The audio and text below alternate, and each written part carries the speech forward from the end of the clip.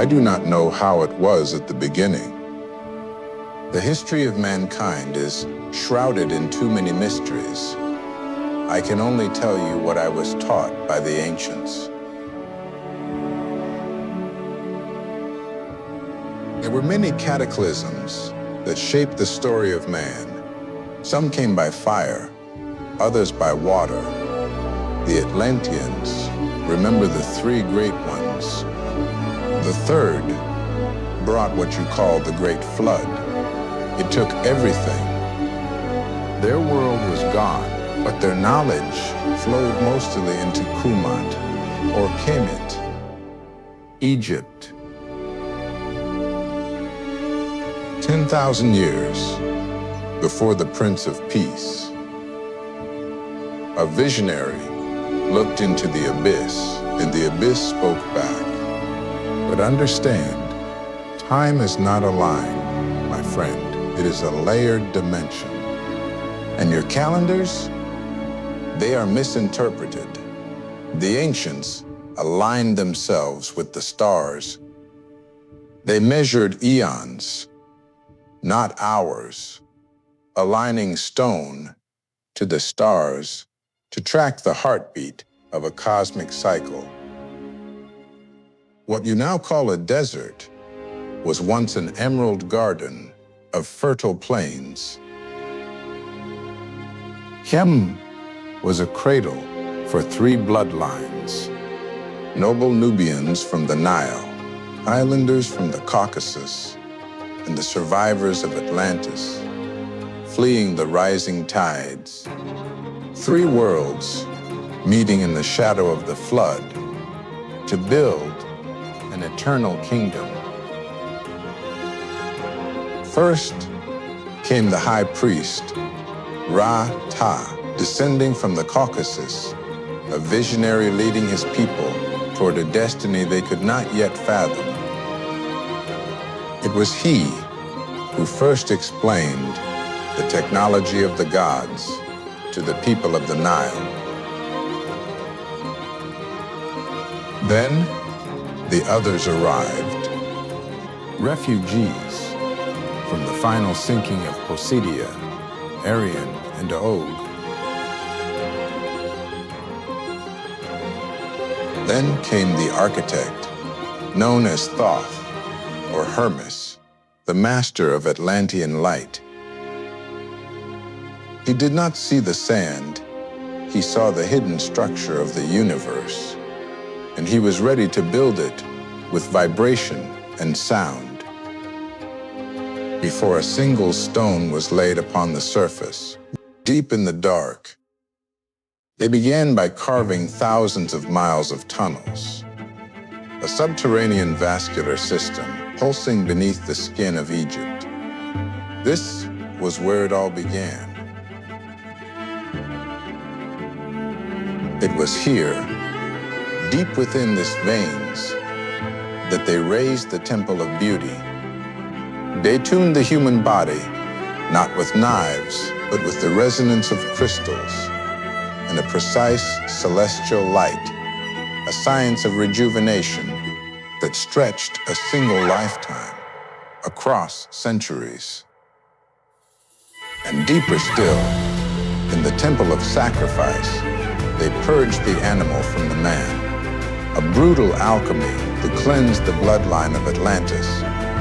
But that's another story, and I'm not sure you're ready to hear it. Their first creation above the surface was a guardian. They carved the Sphinx from the very bedrock of the world, a monument tuned to the stars, built for one purpose: to seal the wisdom of a dying race.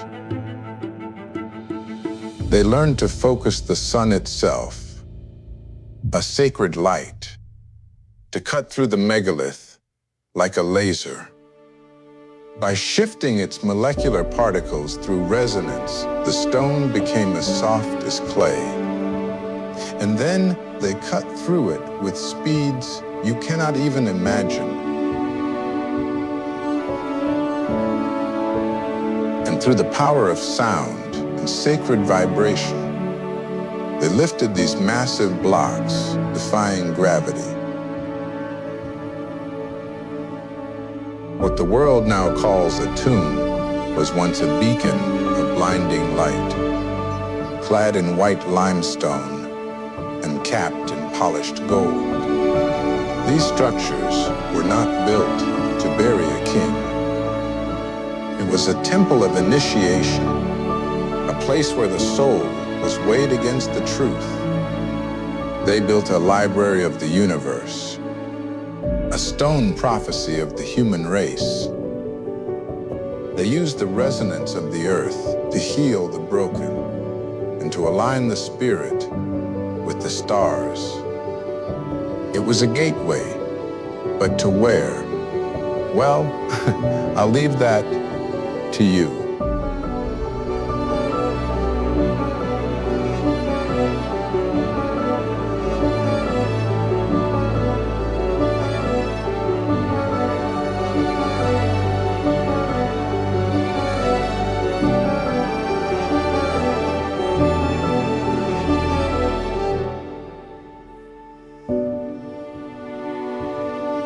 In the silence of the Osirian, they washed away the dust of the world.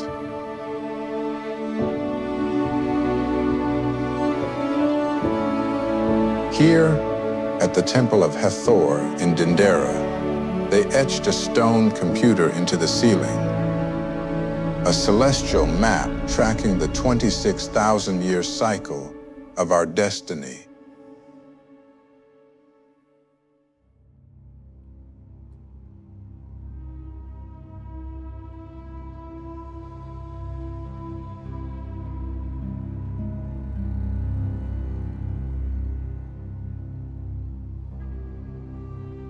The Serapeum, massive vaults of granite cut with impossible precision. These were acoustic resonators, engines of stone vibrating in harmony with the earth. And finally, the most valuable legacy of all.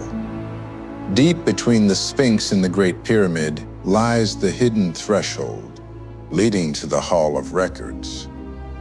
This is where they hid the secrets of the Atlantean mind, not in books that rot, but in crystals, waiting for a generation that no longer seeks power, but seeks the truth of who they truly are.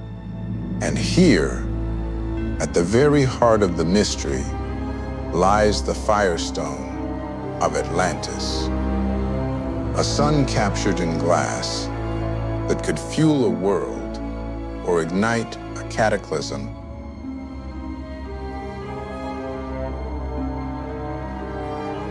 Many look at this silent stone box high upon the Giza Plateau and see nothing more than a tomb, but they are looking with blind eyes. Here, in the heart of the king's chamber, the granite doesn't hold a body, it holds a frequency. To lie here was not to chase simple dreams. It was to taste one's own death. Only then, when the body is forgotten, do the true visions begin.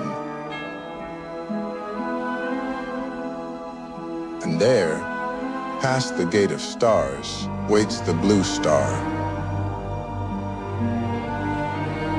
Sirius, a memory of who we were before time began. Remembering is the only way home.